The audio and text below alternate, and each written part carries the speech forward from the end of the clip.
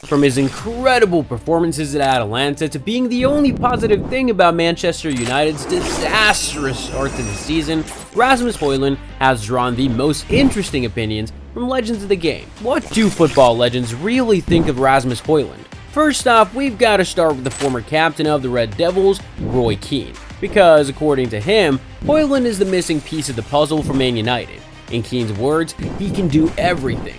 And I just think the way he comes in with the runs of Marcus Rashford on that side, I think he could be the missing link. Not in terms of scoring 30 goals, but the way they play. Not too many players get such nice words from Keane, but what does Gary Neville think? Neville spent 2 decades at Manchester United, so I guess he knows the club and its prospects better than anyone else. Neville believes Manchester United have someone who looks like he'll mess people around and get his body in there. He's aggressive and he's a runner. Neville then went on to admit that he expects a lot of pressure to be on Hojlund because of the big price tag, as United paid Atalanta an initial £64 million fee plus £8 million in performance-related add-ons for the 20-year-old Danish. The hefty price tag is probably the reason why Liverpool legend Steve Nicol slammed Manchester United for paying that amount back in August. Nicol compared Hojlund to Darwin Núñez, and according to him, Núñez is way better. The Scotsman said this to ESPN. "I don't think Hojlund is anywhere close to where Núñez is right now. Hojlund for £75 million? I'm sorry, I don't see where the £75 million comes from. I see the £80 million Liverpool spent on Núñez. I can see why they would do that." Nicol then went on to say that Hojlund doesn't even get into scoring positions, but honestly, those are the kind of words you expect from an arch rival.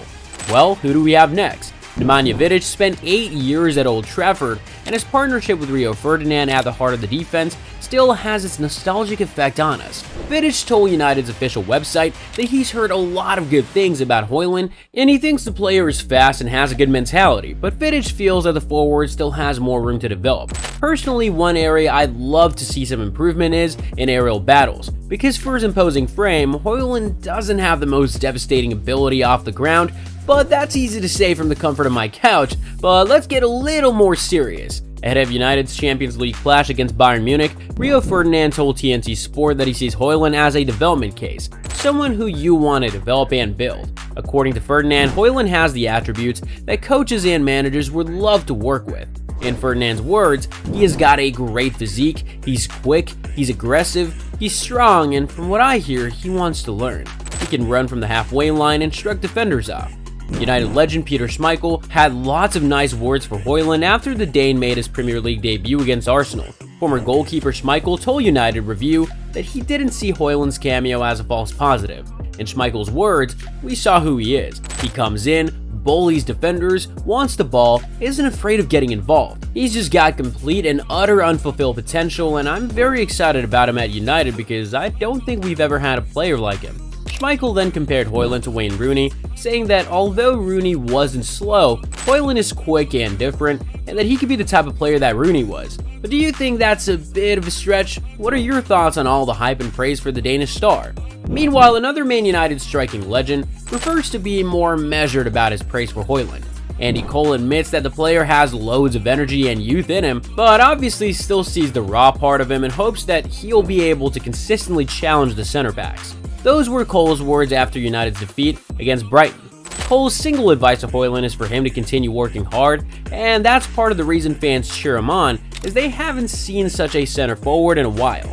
Former England striker Gary Lineker also has a couple things to say, as he believes that Hojlund has a lot of goals in him. On his podcast, The Rest is Football, Lineker stated that he loved Hojlund's movement and the fact that he was attacking spaces in the box. Lineker is still the only player to have been the highest goal scorer in England with 3 clubs, Leicester City, Everton, and Tottenham Hotspur. Of course, those records might have been broken, but hey, Lineker definitely understands what it takes to be a prolific goal scorer. We could say the same for another legend, Dion Dublin. The former striker told MUTV that Hojlund will score 20 goals if you give him the right service. But the question is, will he?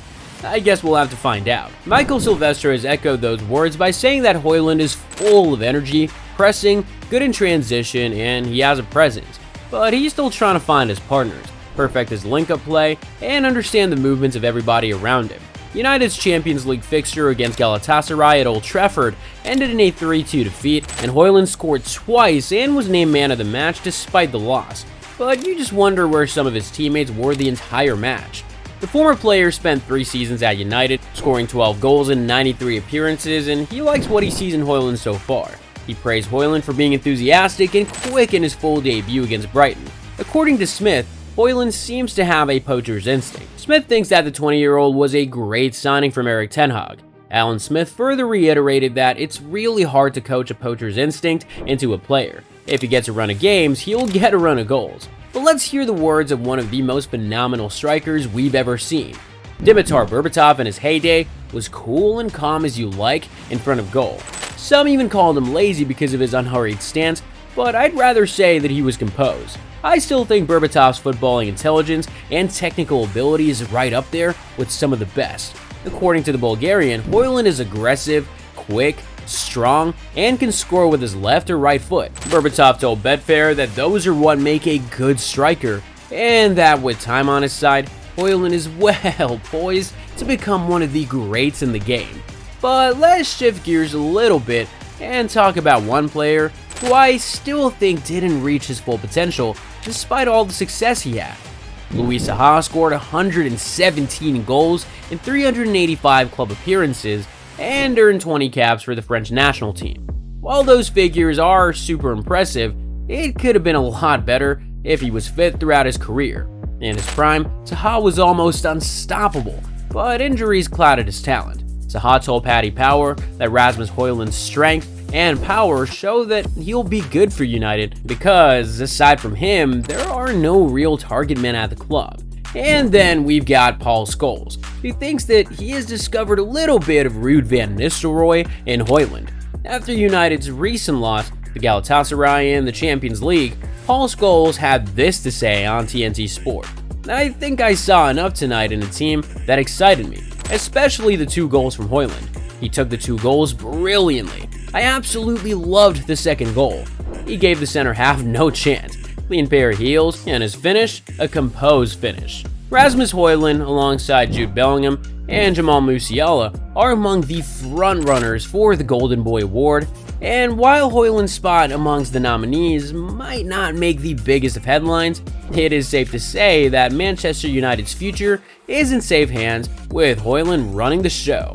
As it stands, it is pretty clear that most football legends, and former players as well, think highly of Hojlund, and that he's already showing that he can absolutely handle the physicality and the high demands of the English Premier League, and that he can only get better from here on out.